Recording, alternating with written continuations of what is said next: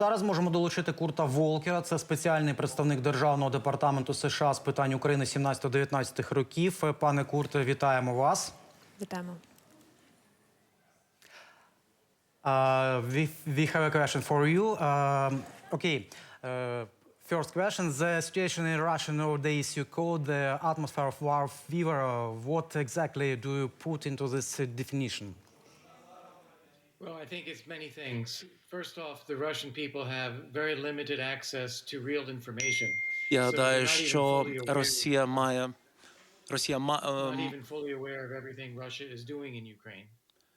має мало зараз впливу на Україну через ситуацію, яка зараз склалася. Second, I think that they are basically inhibited inside Ukraine from challenging authority, from challenging Putin, to questioning anything. And so the safest thing is just to rally around Putin. But I don't believe that as real information gets to them, that will last. Зараз вони значно загальмовані у своїх діях в Україні через той спротив, який зараз чиниться, і також завдяки допомозі Україні з боку її партнерів, Сполучених Штатів. What do you think about the statement of Sergei Lavrov that Russia's war against Ukraine should stop the reckless course for U.S. dominance in the world? Що ви думаєте? I think it has two purposes. First, I think that he wants to distract attention from Russia's failures militarily in Ukraine. Перше, This is not a war. Він хотів привернути увагу до позиції Росії стосовно України. So this is not a war against the United States. It's not a war against NATO. It's a war against Ukraine. And Russia has suffered very bad losses of personnel and equipment in trying to attack Ukraine.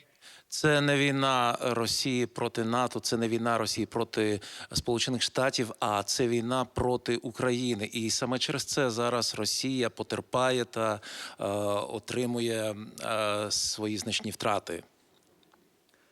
So he's trying to distract attention from that. In general, how do the United States perceive the hints of Russian politicals and propagandists that this war is actually a war with the West, a war with the United States? Yeah. No one in the United States believes that, and we don't really believe that Russia believes that.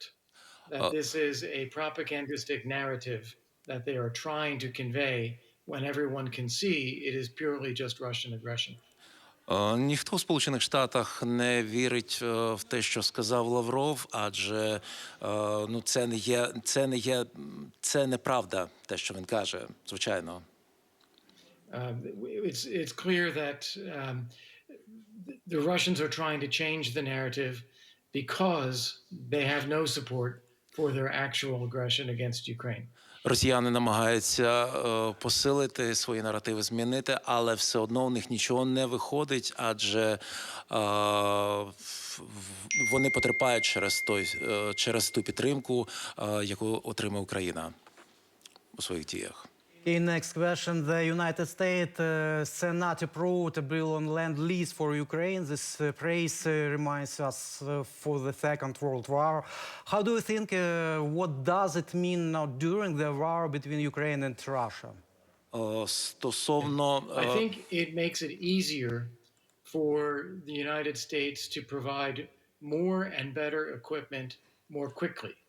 So the U.S. now has already provided about $2.3 billion worth of equipment this year.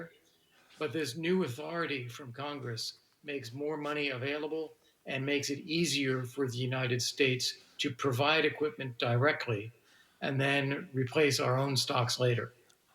Сполученим Штатам зараз стало набагато легше отримувати, тобто підтримувати Україну і надсилати необхідне обладнання, виділяти на це кошти, адже закон про ленд-ліз допомагає це зробити, і він значно полегшив допомогу. Українською мовою ще поставлю питання, щоб нашим глядачам було зрозуміло питання закриття українського неба силами України з допомогою наших партнерів. Наскільки воно ще актуальне сьогодні? Ну і запитання до пана Курта Волкера. As the clothing of the Ukraine sky by Ukrainian force with the help of Western fighter aircraft is it still actual? At the moment, neither the United States nor NATO is planning to do any kind of no-fly zone. Наразі Сполучені Штати та НАТО не збираються закривати небо.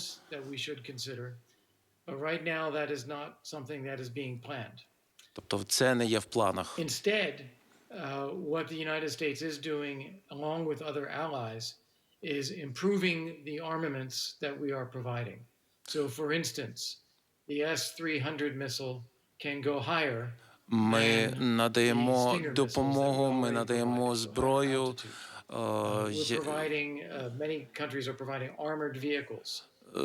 Багато техніки, танки, снаряди, боєприпаси, якими Україна може боронити себе. І в цьому питанні Україна може добре протистояти Росії, тобто не закриваючи, тобто закриваючи власними силами небо. Last question. Українською мовою, чи можна спрогнозувати на сьогоднішній день, скільки триватиме ще ця війна, з огляду на те, що українці оборонці, українська влада, держава, кожен українець робить все можливе для цього. Is it risky for you to make predictions about the military situation in Ukraine for now? Are you ready to support the possible end of the war? Yes. So my view is that what we're going to see now in eastern Ukraine will be another Russian offensive. Ми зараз спостерігаємо за подіями на сході України, за наступами росіян.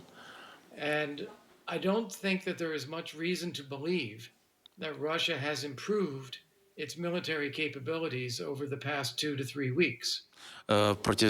Протягом останніх 3 тижнів Росія не просувається значно.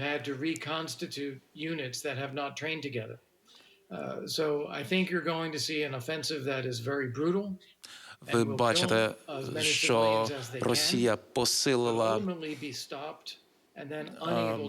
ведення брутальної війни.